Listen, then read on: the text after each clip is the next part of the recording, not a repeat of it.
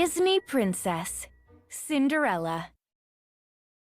Once, there was a kind and beautiful girl named Cinderella who lived with her cruel stepmother and two selfish stepsisters, Anastasia and Drizella. Every morning, Cinderella told her little mouse and bird friends about her dreams.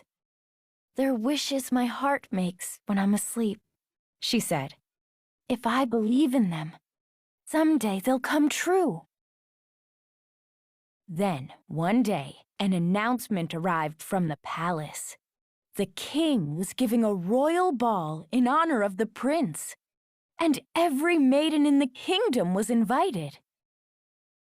The stepsisters were thrilled, and so was Cinderella.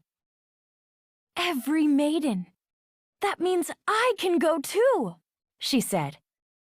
Her stepsisters laughed, but her stepmother smiled slyly.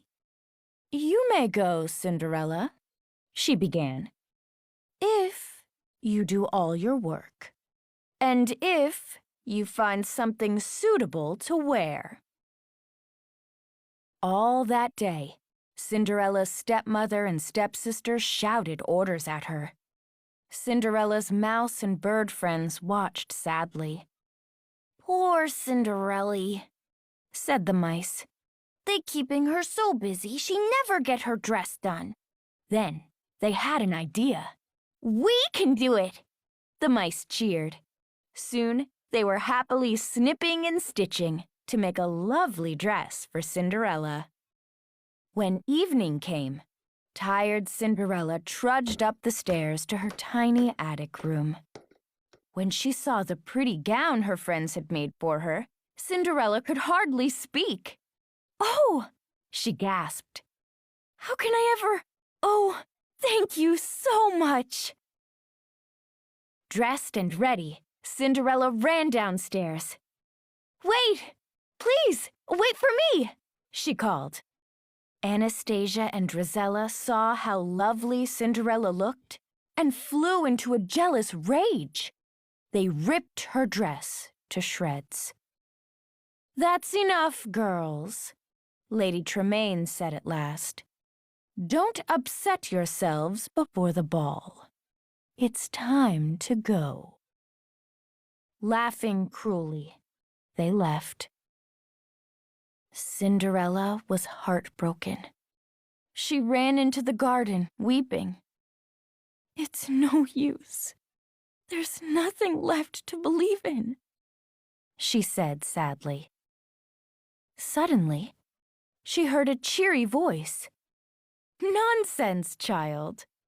If you didn't believe, I wouldn't be here. And here I am." Cinderella looked up and saw an older woman smiling at her. "I'm your fairy godmother," said the woman.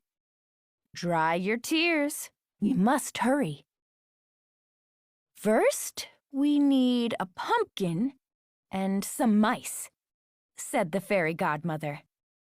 "Now for the magic words. Bibbidi, bobbidi, boo." With a wave of her wand, the fairy godmother turned the pumpkin into a coach and the mice into white horses. The fairy godmother hurried Cinderella to her coach. But, my dress," Cinderella stammered. Yes, it's lovely," said the fairy godmother. But then she looked at Cinderella. "Good heavens, child! You can't go in that! You need a dress. Well, just leave it to me. What a gown this will be! Bibbidi, bobbidi, boo!" She surrounded Cinderella with sparks of magic. Cinderella's rags changed into a shimmering gown. On her feet, two dainty glass slippers twinkled like stars. "Oh, it's like a wonderful dream come true," said Cinderella. But the fairy godmother gave Cinderella a warning. "On the stroke of 12, she said, the spell will be broken, and everything will be as it was before." Cinderella blew the fairy godmother a kiss, and the coach sped away toward the castle. Meanwhile, at the ball, the Grand Duke and the King watched the prince greet one maiden after another, with a polite but bored expression. Then, suddenly, a hush fell over the ballroom. The prince looked toward the grand entrance. A lovely girl in a dress the color of moonlight stood there with all eyes on her. It was Cinderella, but her stepmother and stepsisters didn't recognize her. "Who is she, Mother?" the stepsisters asked. "I don't know, but she seems familiar," said Lady Tremaine. Prince Charming knew he'd found the girl of his dreams. "May I have this dance?" he asked. As the music played, they waltzed around the ballroom and out into the garden. Soon enough, the castle clock began to chime. "Oh, my goodness," said Cinderella, realizing the time. "It's midnight.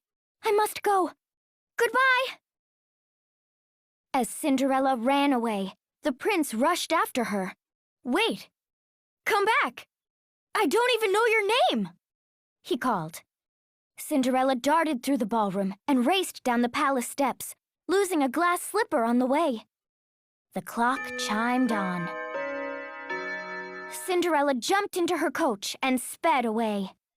Suddenly, the spell was broken. The coach became a pumpkin.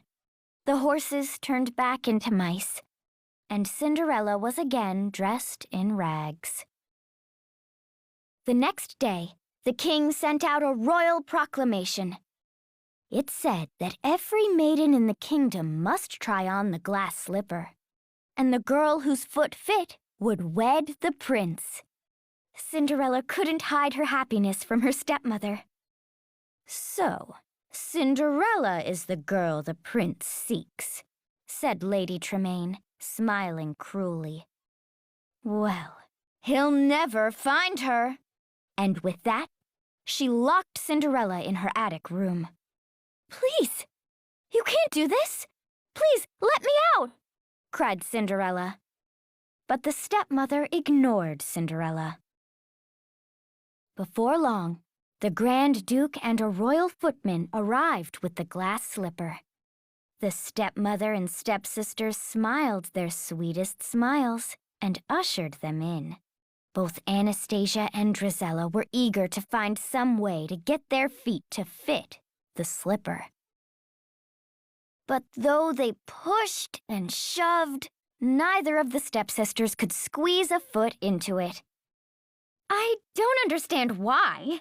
It always fit perfectly before," said Anastasia.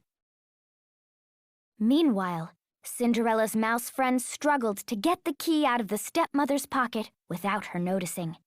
Then they had to lug it all the way upstairs to the attic. "This the way. Up, up, up with it. Gotta hurry," said the mice. They slid the key beneath Cinderella's door. She was free. Downstairs, the Grand Duke knew neither stepsister was the girl the prince sought. "Are there any other maidens in the household?" he asked. "There is no one else, Your Grace," said the stepmother.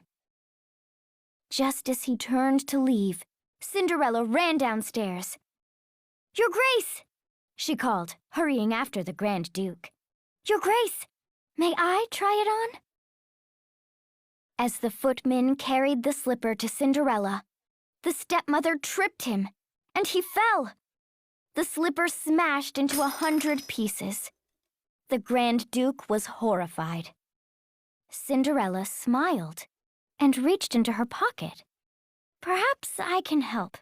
You see, I have the other slipper," she said. Soon, wedding bells rang throughout the kingdom. As the happily married couple rode away in the royal coach, Cinderella realized she had been right after all. if you keep on believing, your dreams will come true. And so they all lived happily ever after.